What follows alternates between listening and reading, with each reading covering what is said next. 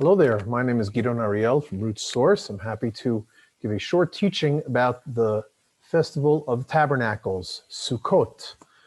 There's a big world out there, so hopefully there'll be people watching this video who have a lot of experience in learning Torah, learning the Jewish perspective on biblical concepts, and some who are brand new beginners, and hopefully this will have something for everyone. So let's dive right in. Let me share my screen. If all of us are not excellent as far as Torah is concerned, we're all excellent with Zoom. So this is Safaria. Safaria, if I'm pronouncing it right, is a great resource online. It's Sefaria, sefaria.org.il. It is a great library for almost all Jewish Torah sources. So today's session is called Sukkot, the Holiday of Unity. We will review the two verses in the Bible that talk about the Sukkah and the four species, and then we will hopefully get to one interesting point, and I think I have about 2 minutes left. So here we go. The Sukkot Teshvu Shivat Yamin. In Leviticus 23, verse 42, it says, "In booths you shall sit for 7 days. Each and every citizen in Israel shall sit in Sukkot, shall sit in booths." And that is the main. There are a few different paraphrasings of this in the Torah, in the Bible, in the 5 books of Moses. The main commandment about sitting in a booth, sitting in a sukkah, in the festival of Sukkot. And so that's why we do that. And here are a couple of pictures of Sukkot. This is one that is made out of wood. It's a temporary booth that has to have foliage as its roof, and so that's what you see here, a very good example of it. And here's a more easy to set up. It takes about a half an hour to build something like this. You store it in your garage all throughout the year. This is not foliage, but it is also created from something that grew from the ground, like wood or something like that. There are various different rules about that kind of thing. And those are the Sukkot. No pictures of beautiful, happy families in there, but believe me, that's what happens.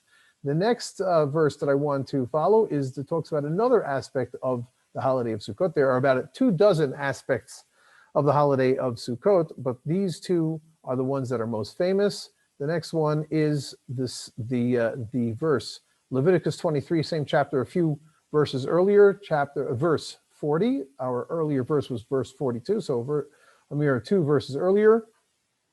Ulkachtem lachem biyom harishon, you shall take for yourselves on the first day of those 7 days, pre-eitz hadar, a citrus fruit. That's what the word hadar means in modern Hebrew, a citrus fruit. Kapot tmarim, branches from a date palm, and anaf eitz avot, another branch from a tree that has very thick foliage, and arvei nachal, you should also take willows from a brook. And you should be happy before God, the Lord your God, for 7 days.